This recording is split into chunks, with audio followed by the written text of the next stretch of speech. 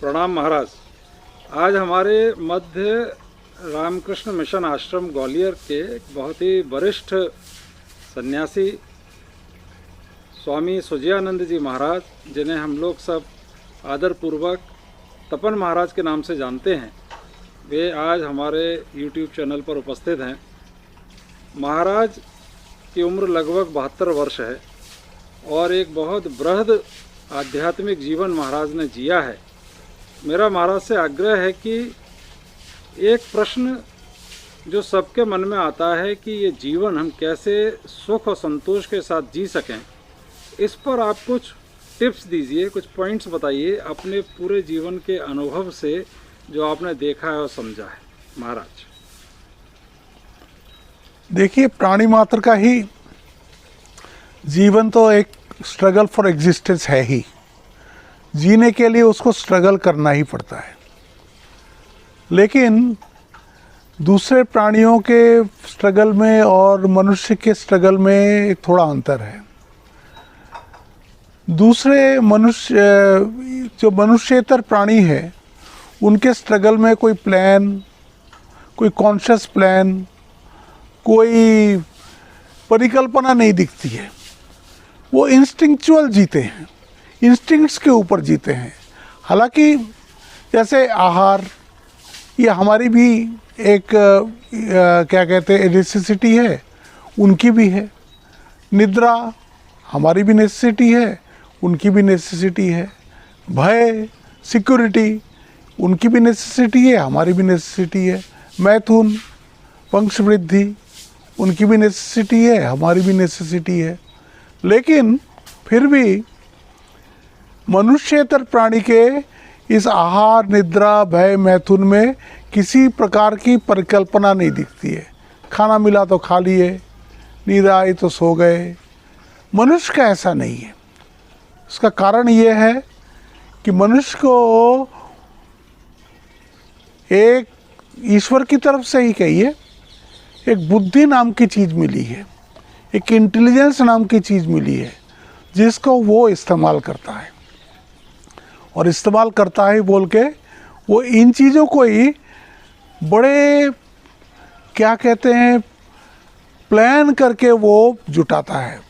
चाहे खाना हो, चाहे सोना हो, चाहे रहना हो, चाहे और दूसरी बातें हो, उसको वो जो है क्योंकि उसके पास बुद्धि है तो उसके पास विवेक भी है, रैशनल भी है वो।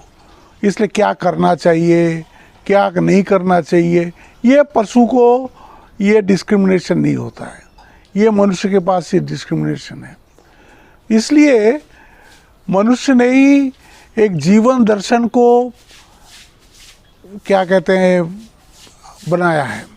हाँ, ये आप बोल सकते हैं कि हम लोग ने तो दर्शन शास्त्र पढ़ा नहीं है, हमारा तो कोई जीवन दर्शन नहीं है। लेकिन आप तो ये तो कहते हैं ना कि नहीं, खाना पीना अच्छे से रहना ये मेरा जीवन दर्शन है, इसलिए मैं जीता हूँ। तो ये भी एक प्रकार का जीवन दर्शन है। तो ये अच्छा हो या बुरा हो उसके बाद तो हम बाद में करेंगे, लेकिन ये भी एक जीवन दर्शन है जो मनुष्य ही बनाता है, चाहे वो अच्छा जीवन दर्शन हो, चाहे वो बुरा जीवन दर्शन हो। और उस जीवन दर्शन के अनुरूप ही वो अपना जीवन जीता है और वैसे ही उसको आगे आगे आगे आगे कॉन्सिक्वेंसेस होते हैं। तो ये एक जनरल व्यवस्था है। इसीलिए फिर भारत ने क्या किया, भारत नहीं मनुष्य मात्र ने क्या किया, ये ज्ञान का ऐसा उन्मेष हुआ कि इनको और जानने की इच्छा हुई। तो और जानने की इच्छा में क्या जानते हैं कि वो क्या देख रहा है, एक तो वो है व्यक्ति, और एक क्या देख रहा है, नेचर, प्रकृति। तो व्यक्ति जब और सोचने गया तो देखा व्यक्ति माने तो ये शरीर है। तो यहाँ से देखिए आप, विभिन्न प्रकार के शरीर को लेके साइंसेस डेवलप हो गए। एनाटॉमी आया, फिजियोलॉजी आया, बायोलॉजी आया, ये सब शरीर को लेके ही है। फिर देखा खाली शरीर नहीं है, शरीर के साथ साथ एक मन भी है। मन का भी हम लोग को विचार करना पड़ेगा। तो साइकोलॉजी एक सब्जेक्ट आ गया। इसकी कितनी देखिए तरक्की हुई है और भी हो रही है। रोज नए नए नए नए खोज हो रहे, शरीर के नए नए खोज हो रहे, मन के नए नए खोज हो रहे। ऐसे ही आप जब बाहर क्या कहते हैं दुनिया की तरफ जाओगे तो कितने ही साइंसेस आ गए, फिजिक्स आ गया, केमिस्ट्री आ गया, ज्योमेट्री आ गई, एस्ट्रोनॉमी आ गई, मेटलर्जी आ गई, दुनिया भर के साइंस। ये क्यों? मनुष्य की जिज्ञासा शांत करने के लिए। ये जो हमारे अंदर अदम्य जानने की इच्छा है, इस अदम्य जानने की इच्छा के सेटिस्फैक्शन के लिए इतने प्रकार की विद्याएं, इतने प्रकार के विज्ञानों का उन्मेष हुआ। ये तो सब अपने लिए, अपने शरीर और नेचर को देख के। फिर लोगों ने सोचा अगर ये सृष्टि है तो सृष्टि को बनाया किसने है? कोई बनाने वाला भी तो होना चाहिए। कोई बगैर बनाने वाला होने से तो ये सृष्टि बन नहीं सकती। यहाँ से दर्शन शुरू हो जाता है। इसको तो हम बोलते हैं साइंस, वो आ गई फिलॉसफी। फिर भगवान को लेके इन लोगों ने तरह तरह के रिसर्चेस किए। विभिन्न देश के विभिन्न लोगों ने भगवान को विभिन्न रूपों में समझा, विभिन्न रूपों में माना। वो उनके थियोलॉजी में है और वो लोग उसको मानते हैं। देश का एक बहुत बड़ा भाग है जो शायद एक प्रकार के ट्रेडिशन को मानता है, एक दूसरा भाग है वो दूसरे प्रकार के ट्रेडिशन को मानता है। मतलब ये है कि मनुष्य के जीवन के 3 आयाम हैं। एक वो स्वयं, एक बाहर की प्रकृति, और इससे तीर दोनों से अलग जो ना दिखने वाला एक ईश्वर।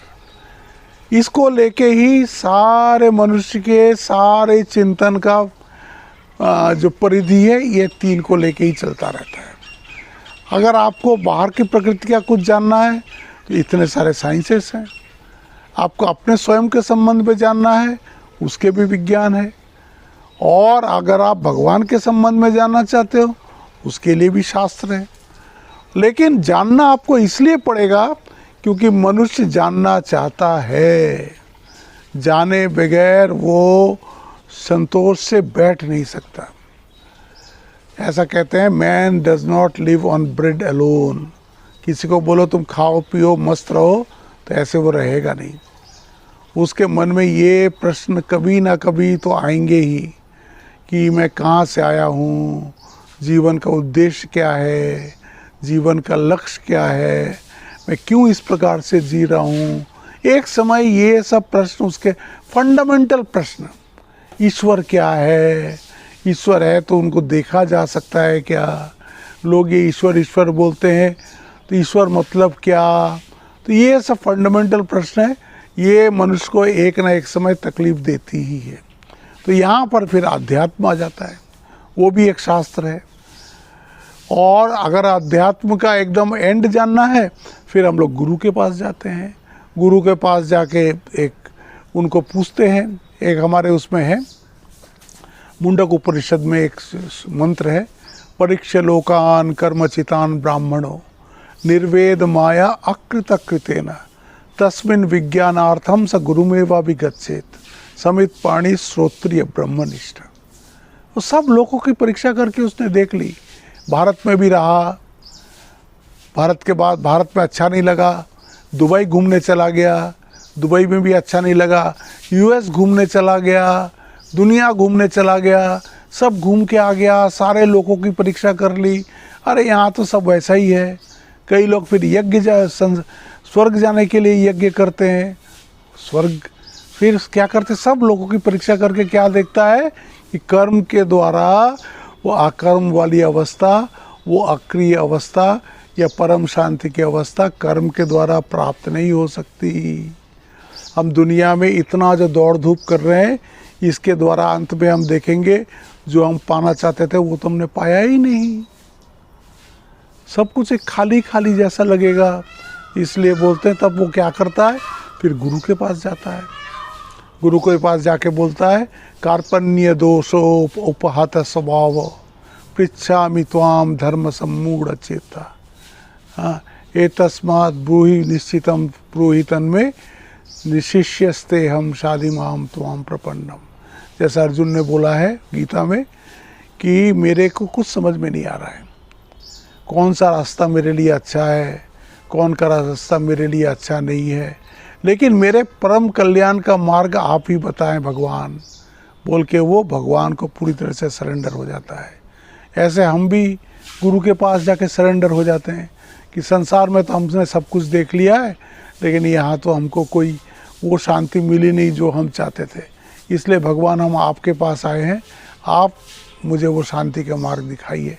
फिर भगवान उसको वो रास्ता, गुरु आपको वो रास्ता दिखाएंगे। हमारे भारतीय दर्शन के हिसाब से हम शास्त्र, गुरु और ईश्वर, इन तीनों को एक कक्ष में रखते हैं। ये हिंदू जीवन व्यवस्था ऐसी है कि इसमें शास्त्रों का बड़ा महत्व है। शास्त्र हमने जब तक नहीं छोड़ा था, शास्त्र के अनुसार जब तक हम जीवन जिए थे, तब तक हमारे जीवन में इतनी गड़बड़ियाँ नहीं थी। जिस दिन हम लोगों ने ये शास्त्र छोड़ा, जिस दिन से ये आधुनिक शिक्षा आई और जिसने हमको समझाया कि शास्त्र वास्त्र सब बेकार है, इसमें सब कुछ नहीं है, उस दिन से हम लोग के जीवन से शास्त्र हट गया। शास्त्र हट गया मतलब क्या? गुरु हट गए। गुरु हट गए क्या मतलब? हमको जीवन में किसी गुरु की आवश्यकता नहीं रही। हमको लगता था गुरु की क्या आवश्यकता है, और हमको जो गुरु मिले भी या मिलते भी हैं वो सारे ठग दिखते हैं। वो तो हमको ऐसा लगा सारा विश्वास ही उठ गया गुरुओं के ऊपर से।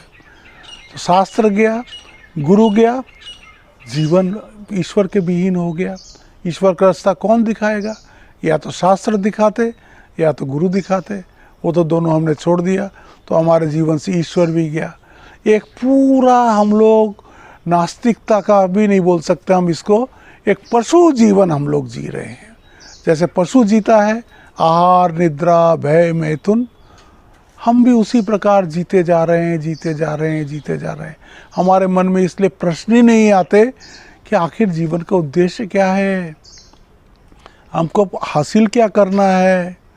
लोगों को क्या लगता है, बच्चे हैं तो बच्चों को बड़ा करना हमारे जीवन का उद्देश्य है। तो बच्चे तो बड़े हो ही जाते हैं, नेचुरली भी बड़े होते हैं। किसी के बच्चे ज़्यादा लायक बनते हैं, किसी के बच्चे उतने लायक नहीं बनते।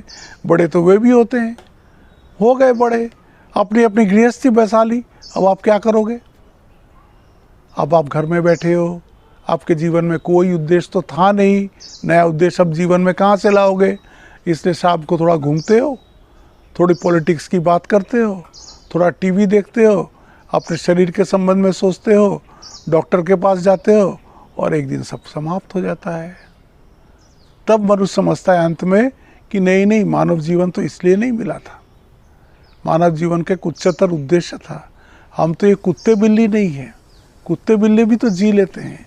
हमको तो भगवान ने बहुत कोई विशेष यहाँ भेजा था, नहीं तो हम भी तो कुत्ता बिल्ली का जन्म ले सकते थे, नहीं लिया हमने, तो मनुष्य का जन्म लिया। लेकिन तब तक बहुत देर हो चुकी होती है और आप चले जाते हो। इसलिए शास्त्र हिंदू जीवन में हम लोग को तो एक धरोहर में ये शास्त्र मिले हुए हैं जिसके हमने बहुत अनादर की है, कम से कम पिछले 50-60 साल 70 सालों से। उसके पहले तक हम लोग का एक जीवन में एक शास्त्र पढ़ते ना हो, लेकिन घर में उस हिसाब से जीवन यापन था। अब वो भी ख़त्म हो गया। तो शास्त्र चला गया, गुरु चले गए, इसलिए हमारे एकदम ही एकदम जिसको बोलते हैं मेटेरियलिस्टिक लाइफ, एक पूरे भौतिकवाद में डूब के हम लोग का जीवन हम जी रहे हैं। अब इससे निकलना कैसे है, इसके बारे में मैं फिर बाद में बात करूंगा। आज मैंने आपको जो है उसकी एक भूमिका बना के दी है। धन्यवाद महाराज।